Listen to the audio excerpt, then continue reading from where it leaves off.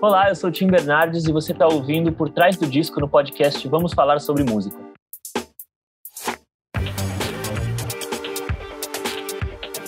Oi pessoal, eu sou o Kleber Fak. Eu sou o Nick Silva. E no programa de hoje a gente recebe Tim Bernardes para falar sobre 1000 Coisas Invisíveis, segundo álbum dele em carreira solo. Tim, seja muitíssimo bem-vindo. É uma honra enorme para mim e pro Nick conversar com você aqui hoje. Prazer, muito obrigado pelo convite. Nascer outra vez bem no meio da vida. Tim, esse é o seu segundo álbum em carreira solo, é a sequência ao Recomeçar, que é um dos trabalhos mais elogiados lá de 2017, e você inaugura esse disco de uma forma muito sensível e muito simbólica com Nascer, Viver, Morrer. Eu acho que essas 3 palavrinhas do infinitivo, elas trazem meio que uma conexão com o álbum anterior, mas principalmente elas reforçam esse conceito existencial, essas reflexões sobre a passagem do tempo que são muito presentes durante todo o disco. Ela inclusive foi a música que você escolheu para inaugurar, para apresentar e anunciar esse disco. Queria entender um pouco por que você escolheu ela justamente como música de abertura e se essas temáticas que você vai desenvolvendo ao longo do disco, elas são naturais, talvez produto desse processo pandêmico que a gente viveu, ou se elas foram acontecendo enquanto você ia desenvolvendo esse trabalho. Então, foi meio uma mistura, porque Nascer, Viver, Morrer é uma canção que quando começou 2020, eu tinha juntado as canções que eu tinha feito até lá. Até ali, né? E comecei a pôr elas juntas para ver que álbum que eu ia começar a preparar para entrar em estúdio só em 2021. Só que nesse meio tempo, enquanto eu também observava as músicas, começava, revisitava, reler textos assim, ou canções que eu já tinha feito, é uma sensação parecida com você analisar um sonho. Assim, você começa a ver sentidos que você não tinha sacado, né? E essas coisas começaram a aparecer bastante e influenciaram, junto com o momento todo, algumas canções que vieram ao longo de 2020 e acabaram entrando no disco. E Nascer, Viver, Morrer é uma delas. Assim. Eu senti que ela dava um tom pro disco, se eu começasse com ela, que virava outro disco. Ressaltava esse aspecto mais existencial ou transcendental das reflexões e da multiplicação dos sentidos simbólicos que algumas coisas que tinham ao longo das músicas podiam apresentar. E é um Nascer, Viver, Morrer que não é uma coisa cronológica, ele é realmente no sentido que transcende o texto, é realmente mais poético, as 3 coisas estão no presente, né? O nascer como uma coisa que você pode fazer agora, a cada segundo, assim, como diria o Bob Dylan, né? Who's not busy being born is busy dying.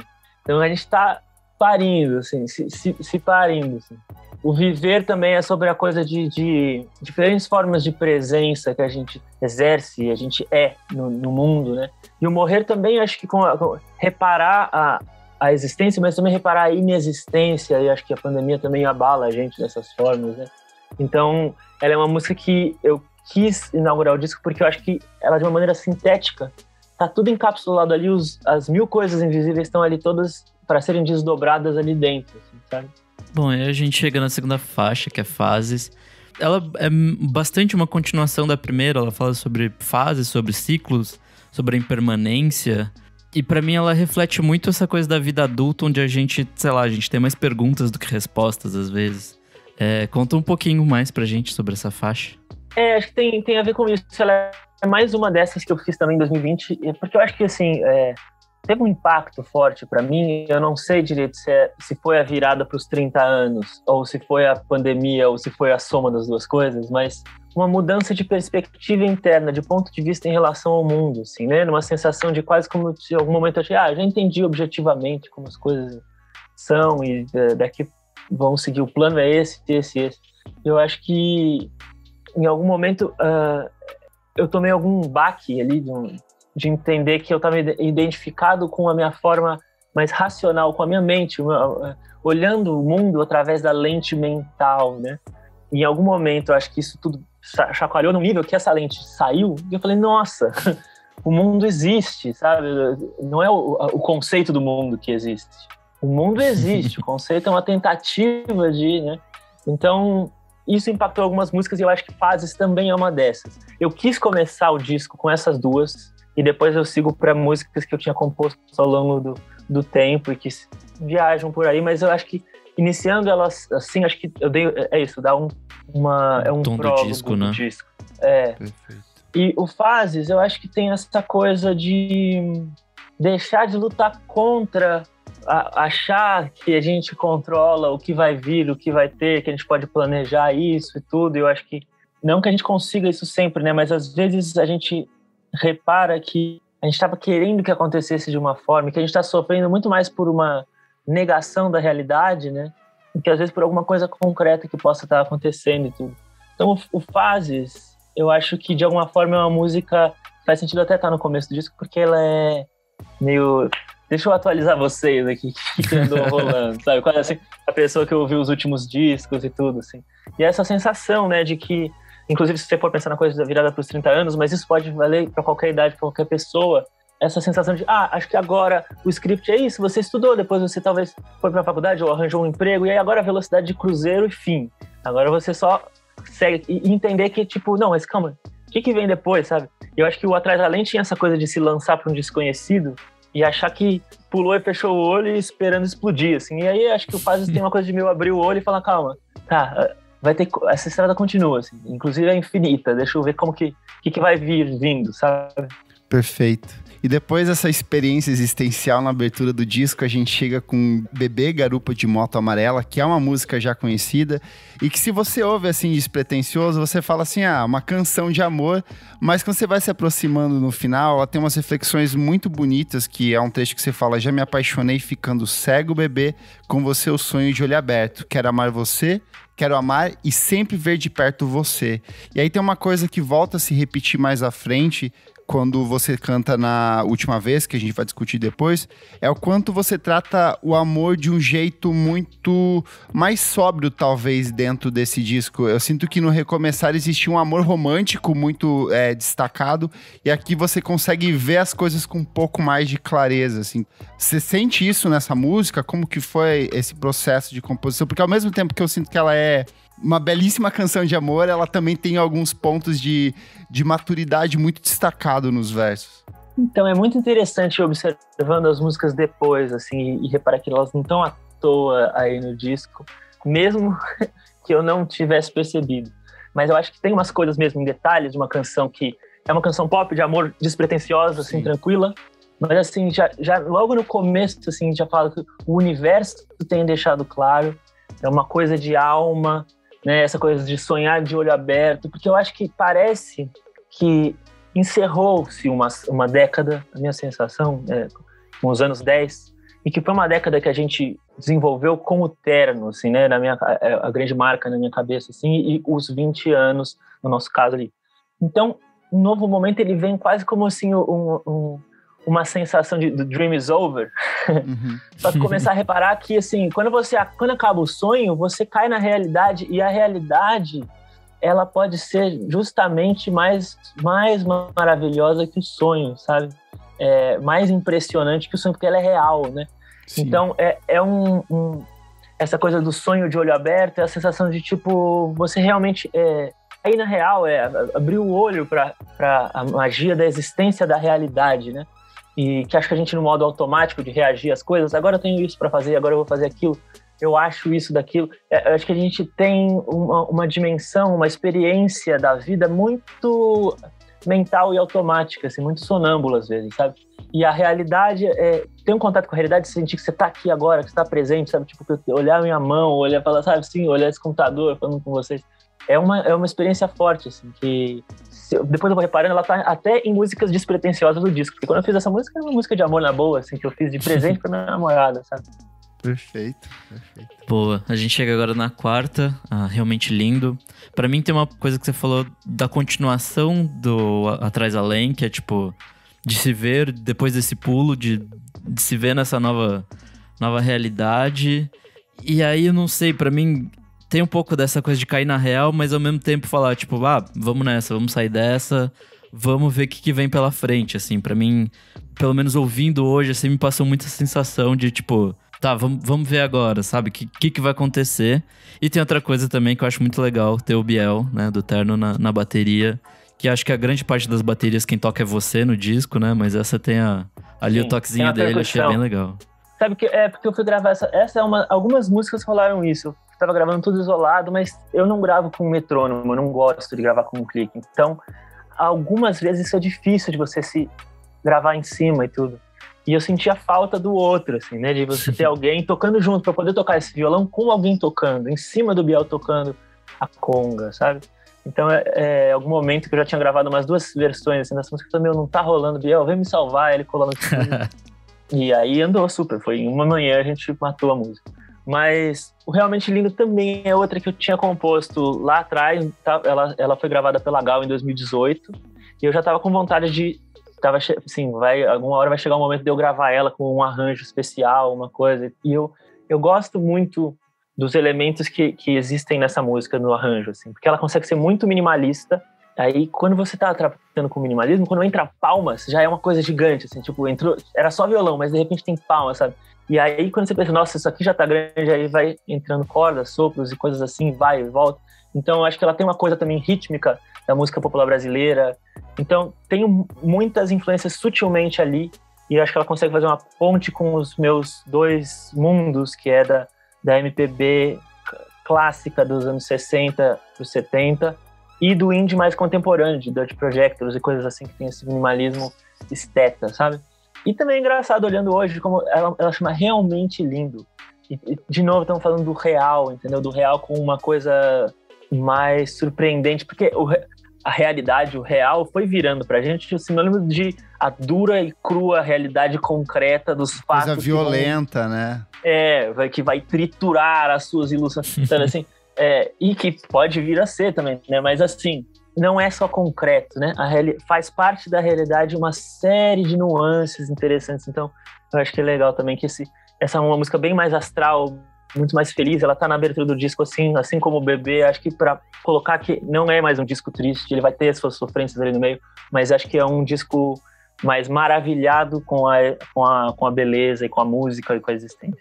Eu gosto muito quando você transita por outras temáticas além do seu universo pessoal dentro dos discos, mas que não deixam de ser pessoais porque é você confessando ali.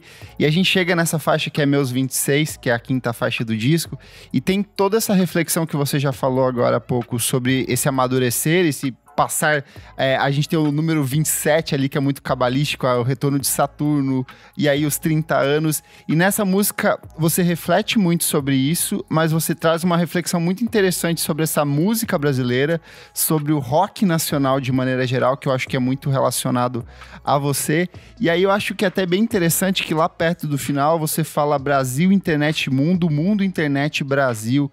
Eu acho que ela curiosamente amarra com um momento que é muito especial, que eu imagino que seja para sua carreira, que é essa relação com o próprio Fleet Foxes, que eu sei que é uma banda que sempre influenciou você e que agora você também vai excursionar com eles. Como que é essa coisa toda dentro dessa música que é quase textual em alguns momentos, né?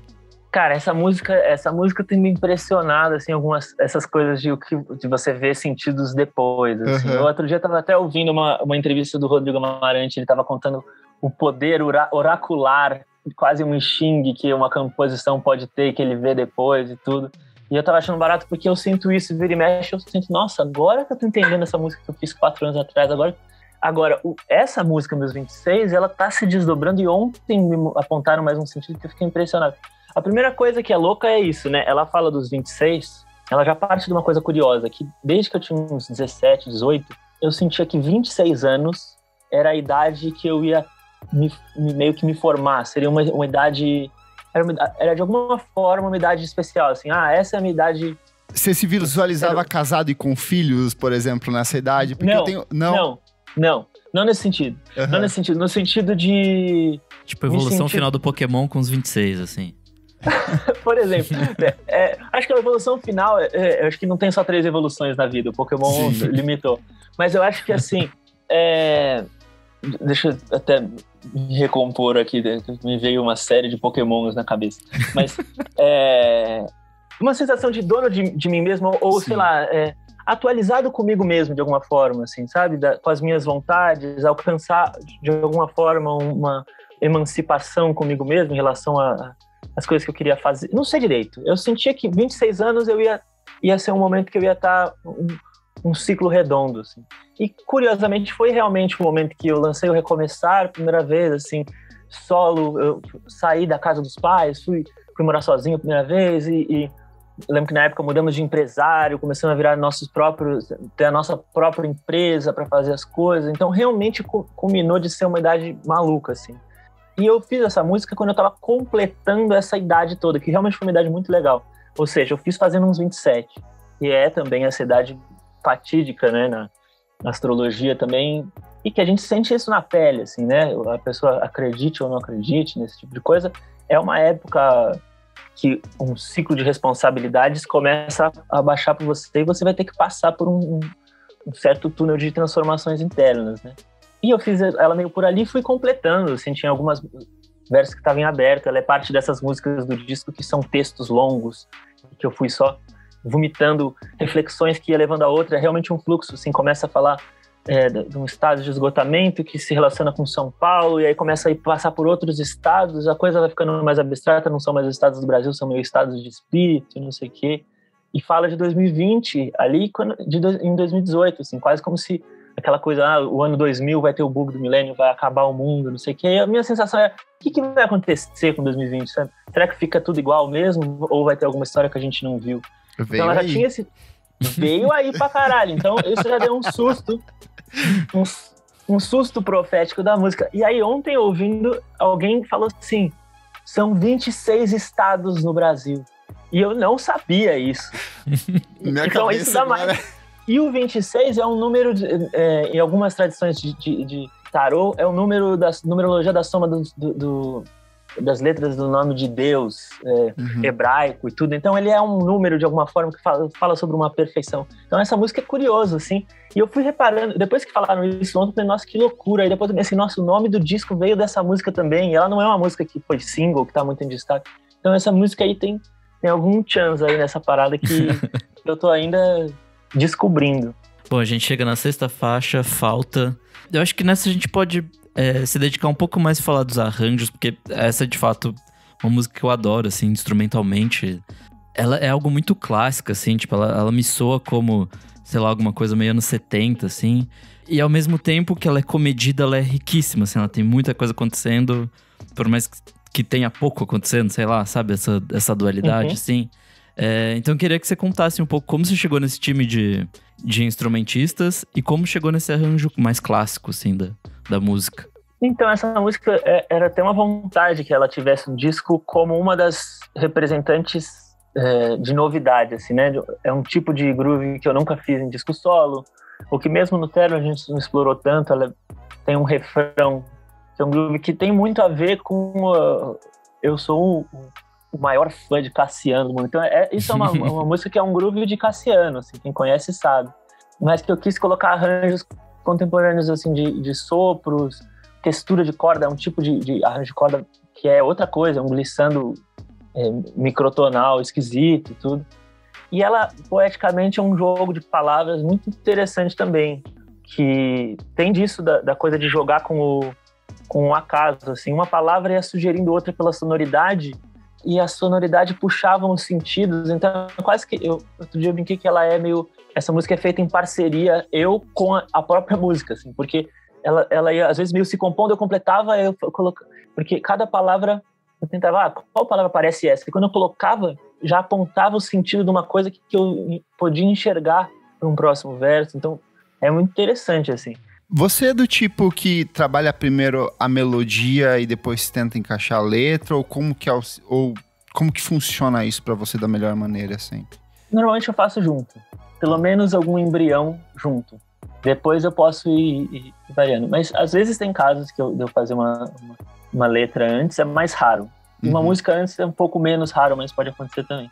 Essa música, eu acho que eu fiz meio que a melodia, tinha umas ideias de letra que não vingaram, assim. Em algum momento eu fui tocar de novo aberto a cantar com outras letras, inventar outras coisas. E aí que surgiu, assim. A gente chega agora em Velha Amiga e essa é uma das que me dão um nó na cabeça, porque eu falo, agora ele está falando sobre a antiga namorada dele. Não, agora ele está falando sobre a rua da antiga casa dele. E é uma das... Daí, de repente, mistura tudo e bagunça a minha cabeça. Quero entender um pouco mais o que é a história por trás de Velha Amiga. Eu acho que tem uma coisa que é assim, né? Tipo, eu muitas vezes componho num ponto de vista pessoal. Acho que isso traz um impacto porque a pessoa pode se colocar na posição do sujeito em primeira pessoa ali. Mas isso gera também nas pessoas uma sensação de que todas as vezes que eu canto alguma coisa, eu tô contando 100% do meu diário, assim. Quando nem sempre é verdade. Última vez, por exemplo, não é uma situação que ocorreu, por exemplo.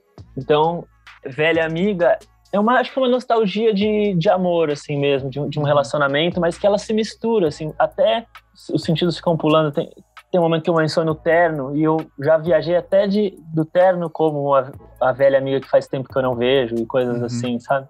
Então, os sentidos se multiplicam, independente do que me inspirou. Olha, será que vai ser mesmo desse jeito? Vi tudo errado e só virei de costas.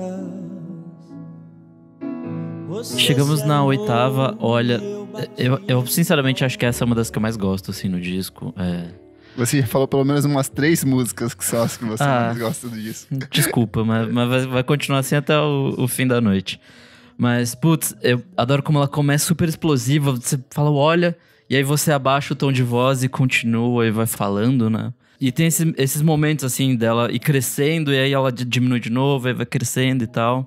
E eu não sei, pra mim ela pode falar de um relacionamento amoroso ou entre amigos, mas ela me passou também uma impressão de falar sobre uma briga consigo mesmo, ou tipo, ou autossabotagem, sabe? Eu não sei se essa foi a sua intenção, mas me passou essa leitura também, uma possível leitura disso. Não, isso que eu acho mais legal, sinceramente, porque eu, às vezes, tem músicas que são mais específicas, mas tem músicas que eu passo mais em aberto e eu mesmo, tanto quando eu tô compondo quanto depois, fico enxergando esses sentidos todos e, às vezes, deixo coisas da música para poder ficar ambíguo, inclusive, porque, às vezes, ela quer dizer sobre tudo isso, né? Mas, olha, o que me passa mais, esse refrão que me veio na cabeça, assim, essa sensação de, em qualquer tipo de relação, seja consigo mesmo ou com outras pessoas, essa sensação de tipo, nossa, como que chegou nesse ponto? Uma coisa que era harmoniosa e que em algum momento ficou incomunicável, assim, se desgastou, né, assim, com o tempo. Então eu acho que foi vindo meio disso, e aí eu não quis ir para nenhuma coisa específica, assim. Poderia ser de amor, de amizade, ou como você falou, consigo próprio, sabe? E acho que ela tem uma coisa com a melodia dela que é forte pra mim, e é uma música mais dramática, sabe? Que eu quis explorar isso na gravação. E eu gravei ela no piano da Rádio Eldorado. Eldorado, né? Era o piano do Estúdio Eldorado, que é o mesmo piano que gravou Loki, o mesmo piano da Balada do Louco, de discos da Rita Lee, do Caetano, dos anos 70. Então, a gente gravou de madrugada na rádio. Eu pedi lá, eles deixaram. Então ela tem essa mística do drama mesmo, assim. Gravei piano e voz valendo lá. Depois trouxe pro estúdio e toquei o resto. A gente chega agora em Esse Ar, que é a 9ª faixa do disco. Ouvindo esse disco de maneira geral, eu sinto que, de alguma forma, ele parece um pouco mais pensado para suas apresentações ao vivo. Quando eu ouvi o Recomeçar, eu senti... Foi uma frustração muito grande quando eu fui no show de lançamento, porque eu pensei, o Tim vai levar... Eu criei na minha cabeça, assim, que você ia entrar no palco, ia subir uma cortina, ia ter, assim, um time de instrumentistas, ou mínimo um quarteto de cordas, e era só você, guitarra e piano ali naquele momento. E aí eu tive que entender, cara, isso que você criou na sua cabeça não existe, e você fez uma apresentação incrível de 2 horas do show de lançamento do Recomeçar. E eu acho que essa música sintetiza muito isso, porque é uma música que começa meio voz e violão, voz e guitarra, e aí tem uma percussão no fundo, e lá na frente entram algumas orquestrações, mas essas orquestrações elas continuam a funcionar ao vivo, podem funcionar ao vivo de toda forma. Queria entender como que é essa coisa de transportar essas músicas que você faz em estúdio, que tem, às vezes, um encorpamento um pouco maior pra coisa no palco, onde é só você e esse público ali muito próximo também. Eu acho que nesse disco, eu não pensei nisso, não. Quando eu tô no estúdio, eu faço qualquer coisa que eu quiser. Entendi. E aí, no show, eu vejo o que eu vou querer fazer no palco ali. Eu gosto muito dessa coisa do show do cantor-compositor, assim. Eu acho que tem um impacto, sabe? Eu me sinto mais impactado quando eu vi Caetano e Gil sozinhos do que eles com banda, do que eles sim. com orquestra, ou tudo, sabe? Então eu gosto. E eu tenho uma banda já. Então, assim, ter um show sozinho pra mim é legal. Mas essa música, essa coisa do minimalismo nos arranjos, é uma coisa que eu quis equilibrar pelo disco inteiro, assim. Mesmo que uma música ou outra estourasse, mandasse coisa pra caramba mesmo, ter um arranjo mais forte no começo de Mistificar, ou um refrão de Olha e tal, eu queria que o disco ele tenha uma coisa que é diferente, que difere do Recomeçar, que ele ser um pouco mais minimalista, menos carregado na orquestração, assim, de câmara. Muitas orquestrações são quase mais jazzísticas até, e menos quantidade. Um disco que é menos de piano e mais de violão de nylon, tem essa coisa também, que é uma marca brasileira de cantor-compositor, assim. Então ele é um disco que ele tem ele é menos barroco que o último, assim, sabe? Ele é um disco mais, que, por um lado, íntimo e cru, mas que tem os arranjos que eles vêm ali, quando tá começando a encher demais, eles saem. Então tinha esse equilíbrio de, tipo, conseguir embelezar, dar a roupagem, fazer a trilha orquestrada da coisa, vira e mexe, mas deixar também bastante espaço. O Velho Amigo, por exemplo, é só violão e voz, não tem mais nada. Eu ia equilibrando os vazios também no disco. Isso foi uma coisa importante. E eu acho que ter feito muitos shows violão e voz, guitarra e voz, piano e voz, por causa do Recomeçar, eu aprendi muita parada, assim, muitas coisas, sabe? E acho que me consolidei comigo mesmo como um cantor e tudo, sabe? Então, acho que vem coisas desse aprendizado de que eu vi coisas soarem mais bonitas eu sozinho no show do que num arranjo que eu tinha no Recomeçar, né, pra mim, né? Então eu fiquei com vontade de isso também tá registrado em alguns momentos do disco, sabe? Essa coisa do fazer só um voz e violão soar gigantesco. Perfeito demais. A gente chega agora em Última Vez. Essa é a minha favorita. Essa é a minha favorita. Essa me pegou demais quando foi lançada como single, assim. Você já falou que não é baseada em fatos reais, né? Pelo menos não seus. É baseada em fatos reais. Ah, tá. Mas ela não é literal, entendeu? Entendi. E ela me parece muito uma continuação do Recomeçar, assim, de 2017. Parece o capítulo, sei lá... É o não parte 2 essa aí, pra mim. Eu criei os mesmos personagens na minha cabeça e estão se reencontrando agora. É putaria, reencontro, amor, frustração, tudo junto. Eu criei esse cenário aqui na minha cabeça. Mas acho que é isso mesmo, assim, de alguma forma é isso mesmo. Tem algumas coisas sobre essa música, ela realmente acho que é uma das músicas mais fortes, assim, do disco, né? E é uma música que eu fiquei muito contente quando eu consegui completar, porque não é fácil compor uma música, assim, desse tipo, e eu tava há muito tempo que eu queria, que é uma música de um encontro longo, que você descreve a coisa acontecendo fora de métrica e fazendo encaixar. É quase um faroeste caboclo do Tim Bernardes, é extensíssimo, pô. É o faroeste caboclo da sofrência do índio. Mas é isso, tipo, então conseguir fazer esse tipo de canção que ela existe, né? Um formato que existe por aí, assim, de uma canção longa, emotiva, como tem canções seja do Dylan ou da Joni Mitchell, ou coisas que você ouve o diálogo e o fulano falou não sei o que, o ciclano falou não sei o que, e acontece aquilo e vai descrevendo, e é quase uma cena de um seriado, de um filme, assim, realmente, sabe? Eu tava querendo fazer essa música, mas eu não tava entendendo como que eu ia conseguir fazer, sabe? Eu imaginava o que eu queria ouvir, como que era a parada, sabe? Eu acho que tem uma coisa que é a faísca, de alguma forma, dessa música que é realmente sincera. É, assim, uma soma de coisas que eu vivi, com coisas que eu não vivi, com coisas que eu senti. Mas, às vezes, um sentimento, ele já é o embrião de uma possível cena inteira, né? Que eu acho que é essa coisa de você reencontrar alguém que foi muito grande, importante na sua vida, e esse impacto de não ser muito diferente, de você ver uma intimidade que não é, mas também entender que aquela pessoa virou símbolos na sua cabeça, não necessariamente é aquilo que ela é, que transparece, e é o revival, né? É uma música de revival, rolando o Do You Remember, como a gente chama também. Então, e acho que pôde fluir muitos elementos de cultura pop, da música popular brasileira, e essa coisa de não filtrar sexo ou drogas da história. Então, eu acho que é uma música meio adulta, assim, sabe? Tipo, de um reencontro que já teve em tons dramáticos em outros discos, coisas assim, sabe? Então, ela é 100% sincera e de coração. O que eu tava dizendo ali atrás é aquela coisa de não necessariamente o Tim, vivi essa cena literalmente. Talvez tenha vivido uma coisa que tem a ver com um pedaço ou com outro pedaço. Eu misturei, tipo, um megazord de emoções, sabe? Perfeito. queria completar que me parece uma coisa muito cronista que vem do seu pai, assim, de contar uma história com uma riqueza de detalhes de um jeito muito único e que, na verdade, é seu, assim, né? É a sua história, você tá contando isso, mas me lembra essa coisa que vem um pouco do seu pai, assim, de ser esse cronista muito absurdo, assim. Sim, eu acho que, assim, a existência de Trovoa, né, especialmente do meu pai, ela inaugura para qualquer pessoa que já tiver ouvido uma sensação de tipo, nossa, existe uma música nesse naipe, assim, né?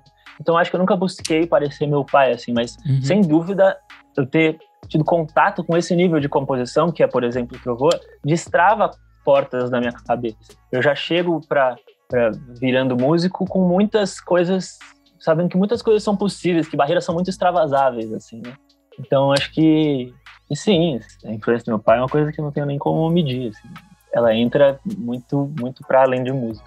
Eu acho legal que logo em sequência a gente entra com Mistificar e ela é quase um oposto essa última vez, porque ela fala sobre essas coisas que a gente vai criando na nossa cabeça, esses simbolismos que a gente cria em cima do amor.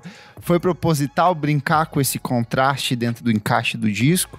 É meio intuitivo, assim, de tipo, pesou para um lado, vai para o outro e tudo, mas depois que eu fui entendendo esses encaixes da ordem, muitas coisas surgiram. É bem interessante porque, eu me lembro da última vez que eu te vi, já bem depois do fim, outra fase. E aí entra o Mistificar, assim, que realmente parece que encerramos esse capítulo, que já tinha acabado há um tempão, inclusive, sabe? Parece isso. E aí entra o Mistificar, uma música muito de abertura para aquilo que eu falo, de estar desprevenido para o que pode rolar, assim, de não ser uma coisa que vai planejar aquilo. E eu acho que o Mistificar, ele se relaciona para mim, na minha cabeça, inclusive muito com o Ai Ai Como Eu Me Iludo, porque eu acho que o Ai Ai Como Eu Me Iludo tinha uma coisa de tipo, toda vez eu me iludo, eu acho que eu amo, mas na verdade é uma idealização e não sei o que, né, essa história. Eu acho que tem até uma questão de sobriedade na forma como você encaixa, assim, porque você fala logo ali na frente, a ilusão faz parte de se apaixonar, então parece que eu vou criar uma coisa na minha cabeça, mas eu sei que em algum momento ela vai ser afloreada, ela vai para outras coisas que não fogem ao meu controle também, né? Então, é mais ou menos, assim, na verdade é o contrário no sentido de, assim, do Ai Ai Como Eu Me Iludo, o que poderia surgir é uma postura com a vida e com o amor, de eu nunca mais vou me iludir, o que existe é o concreto só. Não, eu não tô gostando dessa pessoa, isso eu tô romantizando. E depois de um tempo nessa aridez, acho que você começa a reparar que, assim, pera um pouco, não é 100% pro concreto, porque não existe isso também. A ilusão, ela é um ingrediente que acende a faísca de uma coisa que vai vir. Então, nesse sentido que eu digo, é fazer as pazes com a ilusão. A ilusão faz parte de se apaixonar. Não que se apaixonar é 100% uma ilusão. E você se iludir totalmente não faz parte do real. Mas é uma coisa da combinação dos opostos, assim, dos dois lados. Assim. Então, mesmo isso, né, eu acredito em Beatles, eu quero acreditar... O crer, de alguma forma, a fé, ela combinada com a ciência, entendeu? Se você tiver só para um lado ou só para o outro, eu acho que existe uma engrenagem que roda com esses opostos. Então, o Mistificar, ele fala um pouco disso. Perfeito. Boa, bom demais. Vamos pra 12, a balada de Tim Bernardes. Pra mim, ela me parece essa é a favorita do disco também. Não, eu gosto muito dela, mas não é a minha favorita. Ela me parece um mashup de coisas, assim. Eu pelo menos senti coisas da sua carreira pregressa nela, assim. A levadinha de guitarra, em alguns momentos, me parece Zé, o assassino compulsivo. Acho que tem um fundinho de blues ali. Eu não sei se foi proposital ou não, ou se eu que tô viajando aqui, mas eu senti isso. Em algum lugar ali na letra você cita Ai Ai Como Eu Me Iludo também. Então, ela me parece que recorre a diversas coisas que você já fez no passado, contando a sua própria história, assim. E tem a relação com a sua avó também ali nessa música, né? Que é muito bonita, assim. Eu acho que fala muito dessa questão de realizar seus sonhos nesse cenário que é tudo tão cinzento, por que não correr atrás dos seus sonhos de um jeito ou de outro e fazer dar certo, né? Ela, pra mim, ela resume um pouco o disco, porque ela fala sobre 1000 coisas mesmo, assim, tipo... Ela é muito ampla, ela vai pra muito lugar. E uma coisa que me saltou muito, assim, é sobre não postergar, não ficar adiando a felicidade, assim, tipo... De curtir o agora e, tipo... Fala um pouco pra gente, vê se eu não viajei muito na minha... Não, é muito legal esse modo de ver, eu acho, porque realmente tem isso, né, a quantidade de coisas diversas que tem nessa música realmente apresenta muitos elementos do disco, né? Eu discorro muito, tanto filosoficamente quanto, às vezes, emocionalmente, às vezes, afetivamente, nostalgicamente, ou com um senso de humor, às vezes com uma pitada de tristeza e tudo isso, e ela tá meio que amarrada com esse refrão que é leve e relax e conciso, né?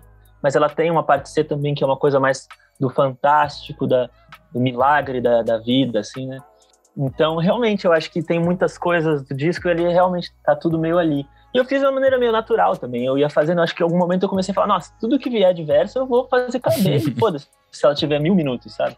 E ela tinha esse refrão e a coisa. Eu acho que tem muitos elementos ali. Eu acabei depois brincando também, mesmo que tenha a zoeira da hipocondria ou coisas assim. E essas coisas eu achei engraçado, porque eu falei, tipo, talvez não fizesse sentido nenhuma outra pessoa cantar, assim, né? Então, uma zoeira quase comigo mesmo, eu chamar isso de A Balada de Tim Bernardes, quase zoando uma coisa de A Balada de John Yoko, ou O Sonho de Bob Dylan. Coisas assim de me colocar como uma figura da cultura pop, assim, com as suas particularidades e tudo mais, assim, de tantas referências que eu apresentei pelo disco, né? Acho que nessa tem uma coisa autorreferencial aqui e ali, sabe? E depois também ouvindo essas coisas, né? Aí eu vou entendendo algumas coisas, sentidos a mais. Eu começo falando que eu acordei de um sonho também, né? E que ali eu posso estar falando de um sonho, que eu dormi à noite, sonhei com a minha avó, que eu não via há muitos anos, sabe? E que é isso, sabe? Mas tem uma carga emotiva forte pra mim, né, nisso. E a minha avó, ela falava, sua avó é bruxa. E ela tinha uma série de coisas de bruxaria, realmente, né? Ela mexia com coisas bem loucas, que até hoje em dia eu tô tentando entender, assim, né? Todos os tipos de esoterismos e passando por umbanda e cristianismo, tudo misturado de um jeito bem louco, assim, cheio de cristal, colocava cristal na sua testa e não sei o quê. E isso é uma coisa que ronda o disco também de uma maneira curiosa, sabe? Mas o acordar de um sonho também, ainda mais sendo um sonho com a minha avó, dá pro disco toda essa coisa, tipo, eu acordei, o dream is over, o sonho que acabou, o sonho que eu acordei, acho que é a infância de alguma forma, sabe? Por mais que, logicamente, viria da adolescência ou uma juventude, mas eu acho que é aceitar de fato que aquela magia, pelo menos no meu caso, que eu sentia que rondava, que existia na infância, uma vez que você deixa essa coisa morrer de fato, você reencontra a magia na realidade, parece, sabe? Então tem alguma coisa aí, assim, nessa música que eu lembro quando eu era criança, vou contar uma história não relacionada, mas que eu acreditava no Papai Noel, no Coelhinho da Páscoa, em todas essas paradas, né? E aí em algum momento, uma fada do dente, na verdade não, é a mamãe, sabe assim? Mas o Coelhinho da Páscoa, assim, é uma vontade de acreditar, né? Mas o Coelhinho da Páscoa, o Papai Noel não. Não, o Coelhinho da Páscoa caiu também, não existe. Mas eu pensava, não, mas o Papai Noel existe, cara. E o Papai Noel foi o último que sobrou, assim. Eu lembro de um primo falando assim, não existe, cara. Eu falei, lógico que existe. Eu pedi, não contei pra ninguém, não verbalizei. Tava lá o Nintendo debaixo da minha cama, você tá louco? Claro que existe, sabe? E quando falaram, assim, Papai Noel não existe, que era a última coisa fantástica que existia, né, na minha cabeça, foi um impacto pra mim, no sentido que eu lembro ali, eu com meus 8 anos falava, então Deus não existe. Então, óbvio, nada existe. Acabou. Tudo. E eu acho que não existe. O que existe é isso aqui. O que existe, então, é só o concreto, sabe? E eu acho que esse disco, ele faz umas pazes também com isso, de reparar, tipo, porque acho que eu senti uma presença de, tipo, nossa, não, isso também é uma vontade de controlar, assim, racional, tipo, existem coisas invisíveis, sim, sabe? Elas existem de formas mais diferentes do que a gente poderia pensar, sabe? Eu acho legal que, mais uma vez, você joga com os contrastes, porque você entra em Beleza Eterna, que é a 13ª faixa do disco, e ela puxa por uma realidade, essa coisa urbana, você até fala ali eu vou acabar morrendo nas mãos de um celular. Você fala muito sobre essas relações, sobre essa ansiedade que a gente vai vivendo. Por outro lado, ela é uma música muito bonita musicalmente, até a estrutura dela, e ela ainda abre passagem para alguns colaboradores, que é a Dora Morelenbaum e o Zé Ibarra, que faz esse coro de vozes ao fundo dela. E ela é mais uma dessas canções muito extensas que você tenta desenvolver dentro desse disco, né? Sim, é mais um desses ensaios, assim, acho que o disco ele é quase um livro de ensaios, né, de reflexões e tal, mas filosófico, como autor desse tipo de coisa, assim, do meu cantinho aqui, mas eu considero que eu sou mesmo um observador do contemporâneo através da cultura pop, mas vejo como texto mesmo, assim, sabe, válido a ser considerado, assim. Acho que essa música reflete um pouco esse tipo de angústia que aparece em Pegando Leve, por exemplo, que é uma angústia a velocidade do frenético contemporâneo, que é uma coisa inviável, assim, sabe? Que quando você começa a ser sugado e tentar acompanhar, que é muito difícil, sabe? Mas ela faz contraste, ela angustia, você sofre, mas depois pensa, não, mas às vezes a gente sente eternidade, a beleza da vida, ou aí sofrimento. Então ela tá nessa sensação de, tipo, mesmo meio sofrendo, na angústia, não sei o que, tem as brechas, você sente como a sensação geral é de que o universo é bom. Uhum. Quando tá O ruim... saldo tipo, final assim, é positivo. não sei nem se é o saldo, mas é coisa assim, tá ruim, eu tô triste, mas é bom e sou feliz, entendeu? E não o contrário, tipo, agora eu tô feliz, mas a vida é triste, sabe? Me dá uma sensação otimista. Ela é uma das músicas mais angustiadas e tristes, mas ela também é das mais otimistas, eu acho, de algum jeito, porque é tipo assim, bad, alegria, refrão. Bad, alegria, refrão. Então ela tem alguma coisa por aí, assim, porque eu acho que eu sou um sujeito muito otimista, sonhador, mas eu também sou muito angustiado, assim, e sofro com as questões da vida, da existência e tudo, assim, né? Sobre essas participações, isso, como que funciona para você dentro de estúdio trazer outras pessoas? O Gui Jesus Toledo, que já participou do nosso programa aqui, que é uma pessoa maravilhosa, ele trabalha contigo dentro desse disco, mas na sua cabeça você fica pensando assim, aqui caberia uma voz de alguém, aqui caberia um arranjo de alguém, como que é para você nesse processo? Então, é muito mirando o álbum como um todo, na minha cabeça de diretor e produtor da coisa. Então, Beleza Eterna é um ótimo exemplo disso. Assim. Eu tava sentindo que eu comecei a fazer arranjos dela que tinham cordas, tinha bastante coisa, eu sentia que não é isso que tava faltando no equilíbrio geral do disco. Mas eu não queria simplesmente uma música violão e voz só, ela ia pesar, já tinha músicas assim. Então, eu tava tentando achar um caminho e ela tem um caminho muito próprio, acho que diferente de todos os arranjos do disco e de qualquer arranjo que eu fiz na minha carreira fonográfica, assim, de ser uma guitarra desligada e eu cantando o take como um todo. E o arranjo que entra, que dá uma sensação grande, é de coro, de voz uníssono. Isso é uma coisa que eu não tinha usado ainda, sabe? E eu já tava com vontade de fazer esse coro, e assim, eu aproveitei uma viagem que eu fui trabalhar, fazer alguma coisa no Rio, e chamei os dois anjos do Rio, que é o Zé e a Dora, que é um absurdo que eles cantam, né? E não só eles, todos os Bala Desejo ali, mas assim, eu amo eles, assim, são dos xodós da nova leva, assim, e foi também uma desculpa de poder fazer coisa com eles, porque eu acho eles um talento absurdo. Boa, a gente chega agora em Leve, e pra mim ela fala um pouco sobre desapegar do passado, assim, de seguir em frente sem o peso do que já foi, e eu acho engraçado que essa é uma reflexão, assim, mais ou menos, do que você tem desde 66, que é quando você fala sobre a pressão de cantar do passado, tudo que já foi feito e não sei o quê. E agora acho que muda a perspectiva. Você acha que isso é um sinal de amadurecimento seu, né? Nesse decorrer de 10 anos? Interessante isso. Porque realmente tem isso, né? É uma coisa que me acompanha, essa coisa do desapegar da matéria do passado, mas levar consigo o espírito do passado. Assim. Então, o que você aprendeu? E aí, agora joga fora os seus livros. Você já não decorou? De cor é de coração, né? Tem meio a ver com isso, assim, e essa coisa que desde 66 tem isso, uma relação de, mas isso já foi assim, mas até nessa coisa de multiplicação dos sentidos, eu não falei isso na última vez, mas me veio uma coisa da última vez como também tá falando disso, que nem eu comentei em relação ao Realmente Lindo. Quando o Caetano fala de chega de saudade no saudosismo, ele tá ao mesmo tempo homenageando e rompendo com o que veio antes, assim, com a bossa nova. Então é uma coisa de tipo assim, como era bom, mas chega de saudade, a realidade é que aprendemos com o João a sempre ser desafinados. Essa coisa de você aprendeu, de fato, a essência de uma coisa, e o saudosismo não é o caminho. O que você aprendeu com a pessoa que passou é viver no presente e criar, né?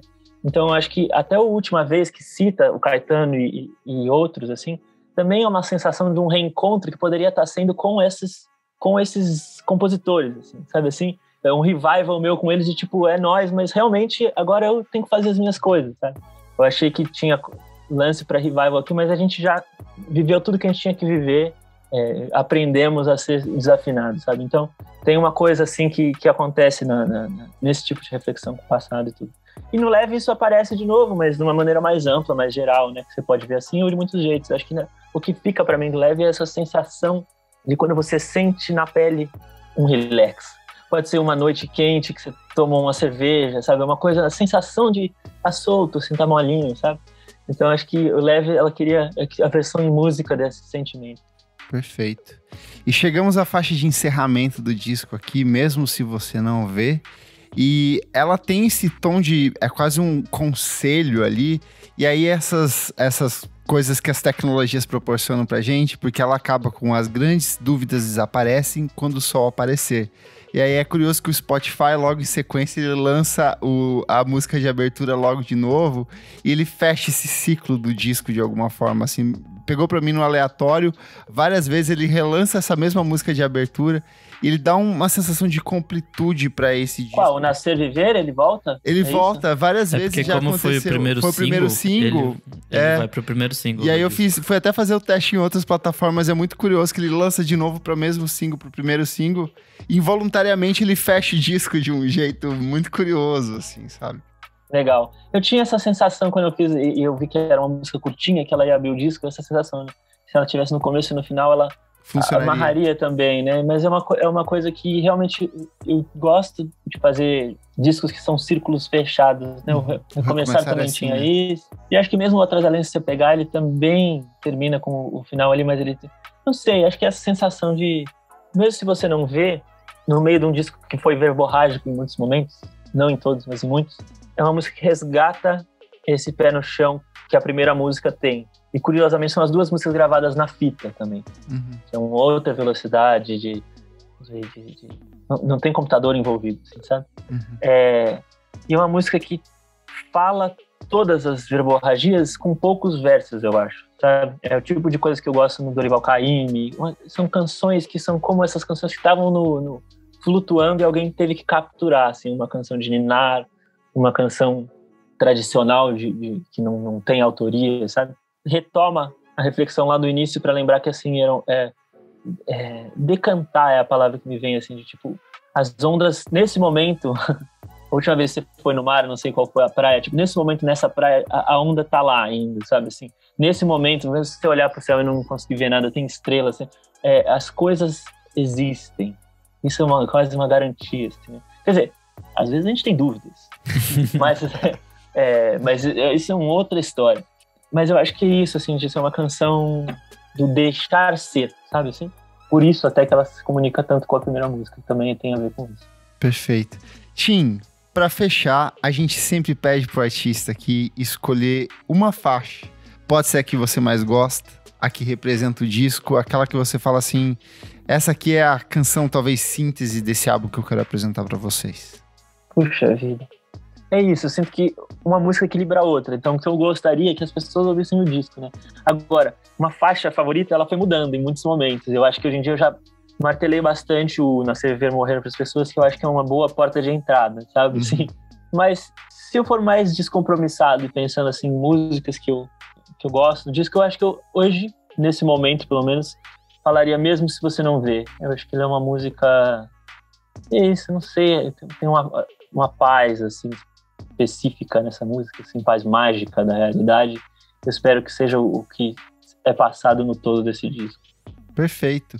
Tim, redes sociais, site, tem show vindo aqui pro Brasil. Eu sei que lá fora você tá com uma turnê junto com o Fleet Foxes. O que vem daqui pra frente agora pra divulgar esse disco? Bom, semana que vem eu já viajo para os Estados Unidos para fazer essa turnê com o Fleet Foxes. São 17 shows com eles e vão ter mais alguns solo, Nova York, Newport, alguns lugares que estão para anunciar, e aí eu volto em agosto para começar os shows de lançamento pelo Brasil. Então o segundo semestre ele é focado em pelo menos começar a ir no mínimo nas principais capitais. Em breve a gente anuncia quais são as datas, quais são as cidades, e em outubro também eu vou para Portugal, mais algumas coisas de Europa, levar esse disco. Você toca no Primavera também aqui, né? Em novembro eu toco no Primavera Sound, acho que vai ser também um show especial, porque é no teatro, né, do AMB, aquele Palácio das Convenções, um palco clássico do MPB. Assim.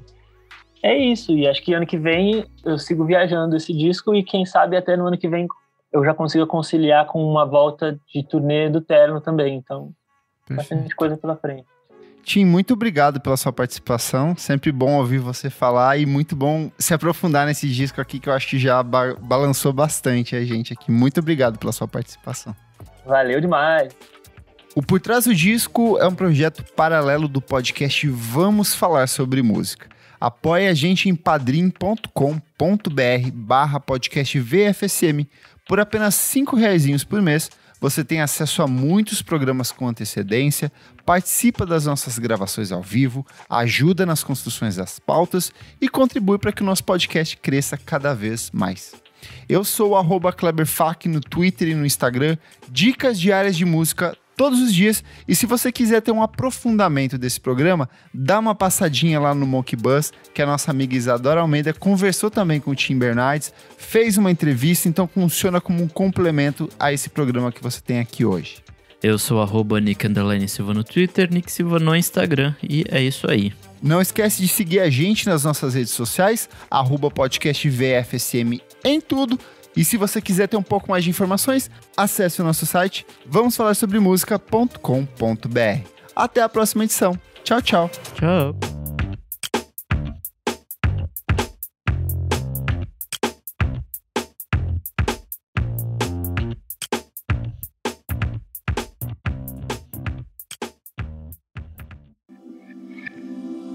Esse podcast foi editado por Nick Silva.